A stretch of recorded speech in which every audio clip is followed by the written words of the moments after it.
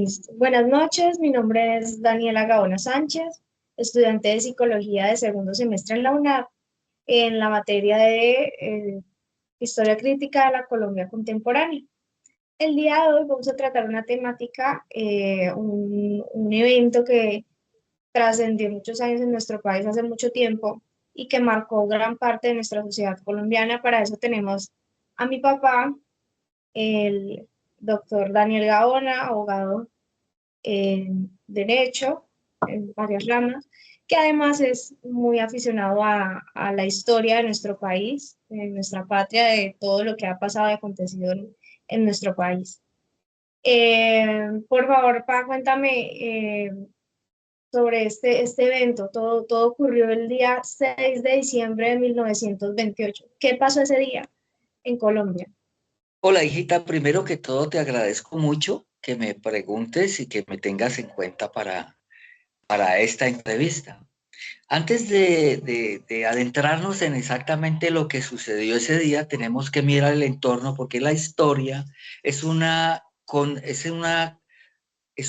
cadena de elementos que ninguno está aislado, sino todos vienen concatenados. Entonces déjame darte un muy ligero y muy rápido eh, escenario de en dónde se movió esta masacre de las bananeras.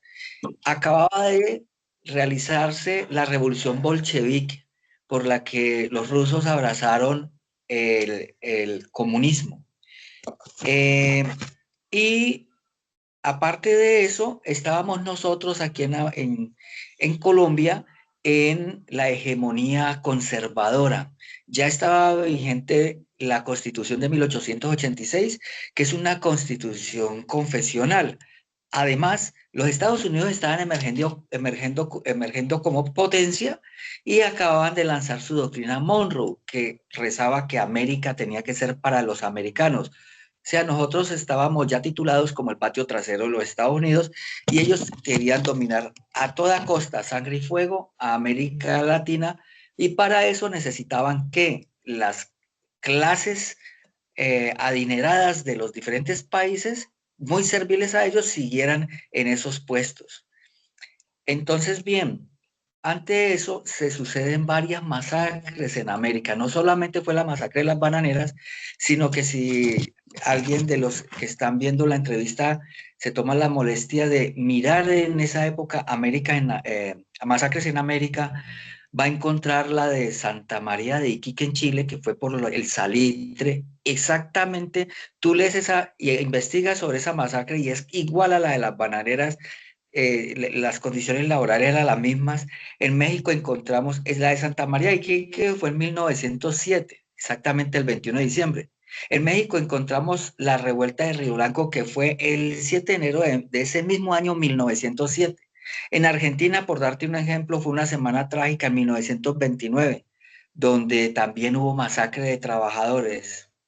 Pero ya llegando al punto nuestro, al que nos reúne, la masacre de las bananeras, que fue el 6 de diciembre de 1928 en la madrugada, pues fue donde se dan los acontecimientos que vamos a entrar a analizar. Bueno. Todo este suceso de hechos que han hecho que pasaran un montón de masacres que se vinieron aconteciendo, pues en especial trataremos sobre la masacre de las bananeras. Se entiende que pues la United Fruit Company, que era una compañía grandísima que vino al país, que estaba invirtiendo en este país, generando empleo, eh, al parecer, pues a los ojos de afuera, de un espectador de afuera del país, puede dar a creer que es una muy buena inversión la que está haciendo esta empresa para nuestro país. Entonces, la pregunta es, ¿por qué decidieron con tantas oportunidades al tener una empresa tan grande, estos obreros, estos trabajadores en hacer una huelga? Bueno, hija, el trabajador de ese entonces era un poquito más que un esclavo. No se gozaba y estas empresas no reconocían ni las prestaciones, ni el trato, ni la remuneración que a través de la historia han venido ganando los trabajadores en diferentes luchas y que ha costado mucha sangre. A ver, te voy a contar cómo eran las condiciones laborales, que como te digo, si tú, por darte un ejemplo, investigas la de Santa María, hay que son las mismas. A los trabajadores no les pagaban con dinero, sino con unos vales que solamente los recibían los comisariatos de la misma empresa. Es decir, esos vales solo eran válidos dentro de los linderos de la empresa. Afuera no servían para nada. Con esto obligaban a que el trabajador fuera controlado exclusivamente para la empresa. Y él y el trabajador se veía obligado a mantener en la empresa a su familia también, porque ni modo de mandarle vales a la señora fuera de la empresa cuando no le iban a servir para nada. Entonces vivían con sus familias. No eran contratados directamente por la United Fruit Company, eran contratados por terceras personas y la United se deslindaba por completo de cualquier responsabilidad de los trabajadores. Los hacinaban en casas de un solo paredón, es decir, 4 paredes, una puerta, si acaso y estaban de buenas una ventana y el techo. Y allí ellos tenían que levantar con esterilla divisiones para vivir con sus familias. En fin, que las condiciones, además no tenían ningún tipo de seguridad social, ni contra accidentes, ni contra enfermedades, no tenían servicio médico, no existía nada de eso. Y los precios que cobraban los comisariatos de la empresa eran mucho más altos de lo que el comercio normal de Ciénaga y de la región cobraba por los productos. Así las cosas, pues las condiciones laborales eran terribles. El horario laboral normal era de 12 horas, pero ahí se podía extender más. O sea que los trabajadores dejaban a sus familias de noche y regresaban otra vez de noche a reunirse con ellos. Esas eran las condiciones. Entonces, como tú ves eso de que ellos ah, creaban empleo o era una fuente de empleo, no, era una fuente de explotación, de esclavitud y de miseria en realidad para los trabajadores. No era un solo contratista el que llevaba trabajadores a esa empresa, eran muchos contratistas, muchas terceras personas que contrataban. De allí que surgió, cuando hubo la masacre, la dificultad en establecer el número, porque desaparecieron por encanto todas esas terceras personas y no daban razón de cuántos trabajadores tenían. Pero se sabe que todos los trabajadores tenían sus familias y que eran miles de trabajadores los que laboraban en la United. Eran condiciones pésimas para cualquier ser humano, para cualquier empleado, cualquier persona que necesitara, que merece dignidad y respeto. Así. Eh, en cuanto al acontecimiento como tal, al centro de este acontecimiento, los historiadores, bueno, hubieron dos versiones. La versión del gobierno es que hubo un enfrentamiento y que fue por parte de la población, decidieron eh, hacer instigaciones al ejército. Pero, ¿cuál es esa otra versión? ¿Cuál es la versión que aún hoy se mantiene?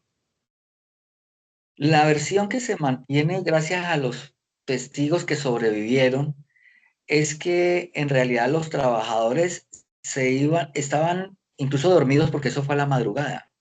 Cuando llegó el capitán, el general Carlos Cortés Vargas, que fue el designado para pacificar la huelga. Hay que decir que Carlos Cortés Vargas era un personaje que tenía una fijación mental en contra del comunismo y todo lo que él veía que no fuera, no estuviera de acuerdo con el sistema, pues era un comunista y que había que exterminarlo, ¿no? Allí lo que sucede es que los Estados Unidos, protegiendo sus intereses, envían un barco de guerra a a la bahía de Santa Marta. Y Carlos Cortés Vargas recomienda al gobierno que se pacifique la huelga antes de que los estadounidenses desembarquen. Así que por eso él apura los acontecimientos. Es más, el ejército que se llevó a Ciénaga, porque allá había ejército, fue un ejército sobre todo de tolimenses y de antioqueños, porque el ejército que estaba desplegado con anterioridad en la zona bananera ya habían hecho amistad con los trabajadores, así que el temor del gobierno y del general Carlos, eh, se me acaba de olvidar, el Cortés Vargas, era de que no dispararan contra los trabajadores. En fin, que los reúnen a leerles un decreto en la plaza principal de Ciénaga Magdalena. Frente al Hotel Europa emplazan nidos de ametralladoras. En ese entonces había un hotel que se llamaba el Hotel Europa. Frente a ese hotel emplazan nidos de ametralladoras y a los lados. Y reúnen a la gente en la plaza. Y uno de los artículos del decreto era que se prohibía la reunión de más de 3 personas. Como allí estaban reunidos todos los trabajadores, empiezan a hacer un conteo para que se disgreguen. Cuentan varias veces. La primera vez hacen varios toques de trompeta al momento de que van contando, pero a la tercera vez eh, el general Cortés Vargas decide disparar. De hecho, el conteo. Y dispara sobre mujeres, sobre niños y sobre trabajadores. Esa es la versión que prima porque el gobierno en ese entonces reconoció la versión oficial del gobierno conservador de Miguel Abadía Méndez. Como te digo, estábamos en la hegemonía conservadora, fiel a los intereses de Estados Unidos. Reconoció 47 muertos, pero los testigos hablaban que llenaban vagones de tren de muertos para irlos a lanzar a barcazas que los llevan océano adentro para tirarlos al mar. Antes de que se supiera pues la cantidad real. Esa es la visión de que fueron cientos de muertos, algunos hablan incluso de miles, pero la versión negacionista persiste hasta el día de hoy porque no sé si escuchaste a María Fernanda Cabal hablar no hace mucho de que eso no existió. Esa es la versión negacionista, de que eso es una mentira. Cuando el mismo Jorge Eliezer Gaitán, en los anales del Congreso está el discurso, aparece archivado el discurso que él dio en 1929, un año después de la masacre, en que él entrevistó a las personas y le contaron cómo se deshicieron de los cadáveres allá en Ciénaga, y él concluyó dolorosamente, como sucede muchas veces con estos gobiernos que son pseudofascistas. Eh, le hizo el reproche al coronel, al general Carlos Cortés Vargas, porque el argumento de Carlos Cortés Vargas para abrir fuego era que si no mataban a los trabajadores, iban a desembarcar los norteamericanos. Entonces le dijo Gaitán, así que utilizó las balas no para defender la patria, sino para matar a los colombianos. Y dijo desafortunadamente, y como te digo, desafortunadamente eso hay que endilgárselo a los gobiernos que son pseudofascistas, que envilecen al ejército. Nuestro ejército es honorable, pero lo envilecen. ¿En qué sentido? Hacen que el ejército haga cosas que son execrables. Dijo Jorge Eliezer Gaitán al capitán Carlos Cortés Vargas, al general, le dijo, así mi estimado general, que el ejército colombiano tiene la rodilla temblorosa en tierra para el oro yanqui y la ametralladora genocida contra sus propios compatriotas. Entonces, fue pero muy estudiado ese suceso, y negarlo hoy en día es ridículo, pero sin embargo la derecha lo sigue haciendo. Sí, es un suceso que marcó fuertemente la historia de nuestro país, debido a las situaciones y a los actos tan repudiables que se realizaron ese día hacia familias enteras, hacia personas que solamente deseaban salir adelante y tener una vida digna, y que ganaran lo que realmente debería ganar como cualquier empleado de hoy en día.